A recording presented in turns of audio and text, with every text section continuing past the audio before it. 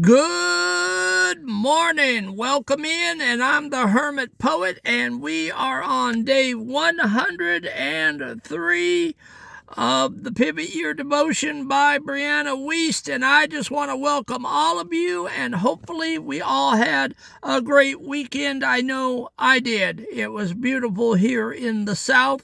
It was cool, and it was not humid, and it was a beautiful spring day, 80 degrees or so. So it's going to be, I believe, a beautiful week. So we are still plateaued at 227 students, and I am happy about that. You know, God will give me students when God gives me the students. And right now we've plateaued at 227. And I have begged, I've cajoled, and I have suggested that you go over and hit the subscribe and like button. And it is not being done for one reason or the other. All in God's timing, I believe that. And when we are supposed to grow to 300, I'm sure God will do that. And when we are supposed to grow to 5 and 1,000, He will do that. Right now, I am praying for the 227 students that are in the class every night. I'm praying for your healing, and I am praying that you are able to get your trauma under control. And I am teaching the 227 students that we have in the class, and I am happily doing so. And if this is all that God gives us is 227, that's okay with me. It's never been about numbers, clickbait, or being, humongous. All I ever wanted to do was grow the channel and have enough people in the community to be able to talk back and forth and help each other with their trauma and be there to support each other. I wanted this to be like a huge recovery group on YouTube, something that has never been done. And maybe it'll happen and maybe it won't. But thank God for the 227 of you that are taking the class. And I appreciate it. I see my numbers, and I appreciate the people that are tuning in, and I just hope it's being a help to you today. All right, we're calling this the break to build, or you can call it the comfort trap. Okay, and this is day 103, and what we do is, because of copyright infringements, we go ahead and take the devotion, turn it into a poem. Then I give you a little 14-minute teaching with an application as to what you can do today to move your trauma and abuse down the road to your healing. Okay, and it's simply meat and potatoes. It's blue collar. It's an old man sitting in a van talking to you face to face about my 50 years of trauma and what it means and what it's about and how you can get over it and move on and have a productive life. And if that suits you, push the subscribe and like button and become a part of our community. We will be here for 365 days this year. When December comes, we're going to pick up a new 365-day lesson plan that will be equally as beneficial as the pivot year. I promise you that. We are here for the long haul. We are here for your motivation and your healing. The breaking to build, the poem. The walls you build to keep you safe have turned into a cage. The comfort that you call a home is just a finished page. For truth must come to challenge you, to shake the ground you know, to prove the limits you have set are places you must grow. It has to stop your forward march, to turn your face around, to bring you to your shaking knees upon the holy ground. It has to show you what is wrong. The dark before the light, before your blinded eyes can see the glory of the right. For only when the floodgates part and old worlds fall apart can you be lifted up to stand within a brand new day. And that is what I got from the Pivot Year devotion, and I turned that into a poem. All right, the teaching, the comfort trap. We pray for change, but we fight the challenge. We want the new life without the struggle, and you cannot have it. I promise you that. The hermit poet knows this for a fact. I prayed for a new life for decades, and I prayed that God would help me out of my trauma. But it came with struggles and challenges. You cannot have one without the other. If it doesn't challenge you, it cannot change you. Your limits aren't actually walls. They are just the edges of where you've stopped being brave. To a 12-year-old, this is the fear of the unknown. To a 55-year-old student, this is the fear that your best years are behind the walls you built. And you know what? That's a lie. I'm 60 and I'm more on fire and I'm more pumped up about this ministry at 60 than I was in anything I did in my prior years. This is a shock to the system right here. I never thought I would be up here doing this. I didn't know what God had in my life, but this was not it. I am shocked as anyone that the hermit poet has made it out alive. He's written poetry, and he's teaching the Pivot Year online. The divine stop sign.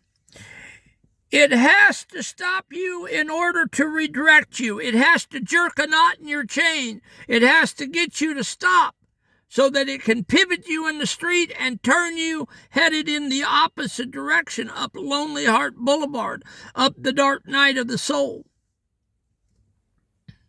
It has to be forceful.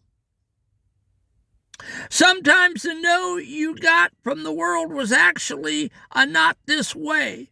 Think about the factory closing, the injury, or the door that slams shut.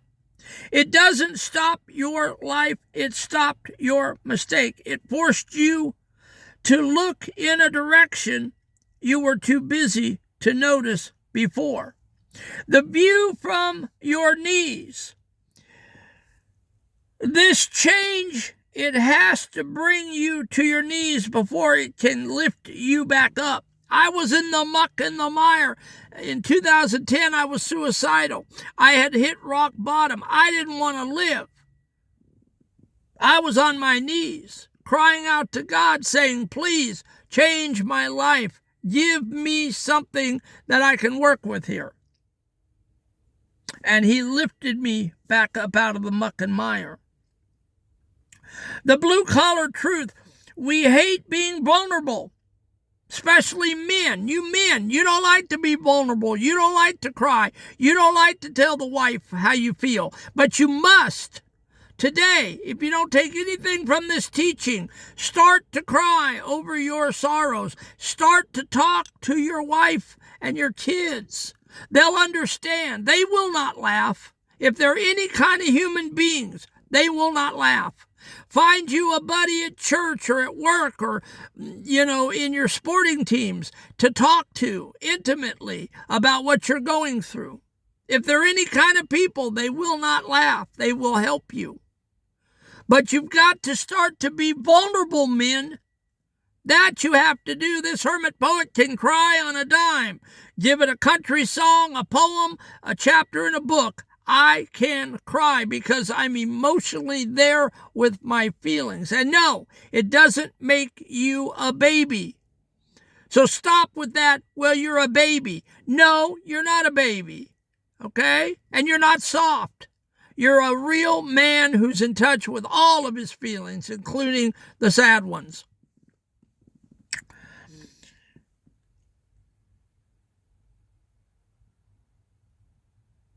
We hate being vulnerable. We think being on our knees is a sign of defeat. But in this curriculum, being on your knees is the only way to see the foundation. You have to see what's wrong for you, the toxic habits, the 144-hour grind that kills the soul before you can even recognize what is right. The floodgates of reality, the authority. Trust is the key to the floodgates. You have to trust the process of being broken down.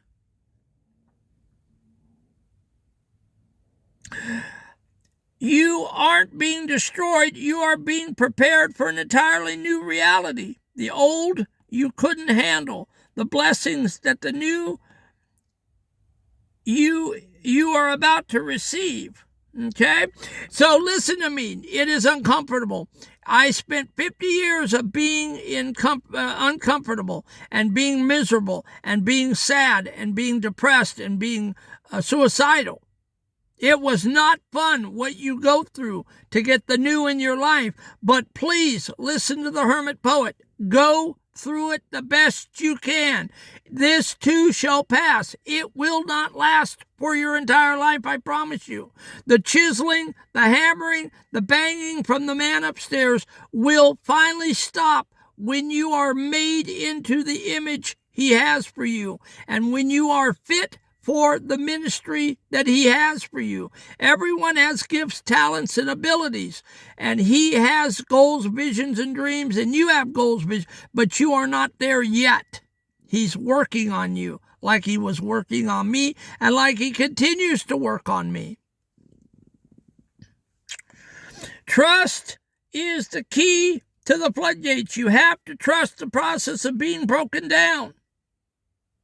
Okay? The limit test.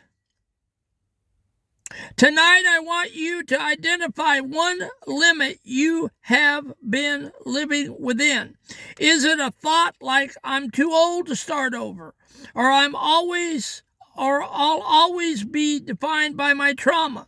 The action. Take a piece of paper, write down that limit, then physically tear that paper in half. As you do, say, this isn't my limit. It's just where I got comfortable. Homework. Comment one thing that stopped you recently that you now realize was actually redirecting you towards something better.